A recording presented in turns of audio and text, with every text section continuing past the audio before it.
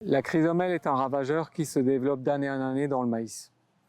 Et pour voir son évolution, la coopérative participe au réseau de piégeage qui est en place avec différentes structures alsaciennes. Nous nous occupons de suivre 35 pièges durant juillet jusqu'à fin août. Ce qu'on a pu remarquer en 2024, le pic de vol qui habituellement est observé début juillet, les années chaudes et sèches, cette année avec un contexte plus humide et plus frais, ce pic a lieu plutôt mi-août. En termes de lutte, le meilleur levier, ça va être la rotation. À quel moment plutôt faut-il mettre en place la rotation?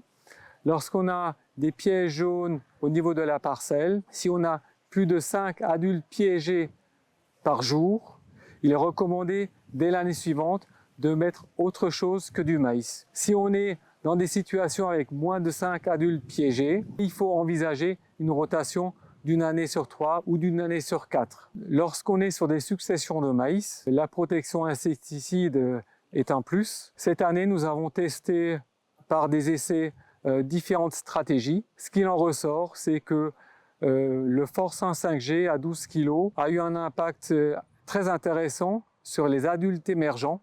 Et donc, on sait aujourd'hui qu'il a un impact aussi sur les larves, puisque ce sont les larves qui font le plus de dégâts. Donc, si j'ai un conseil à vous donner, c'est le premier levier, c'est d'actionner la rotation. L'année suivant la rotation, la première année de maïs, là, le risque chrysomèle, il est limité.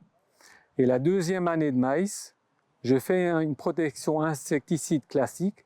Et la troisième année de maïs, là, je fais ma protection à base de Force 1 5G, qui est aujourd'hui la meilleure stratégie en lutte insecticide.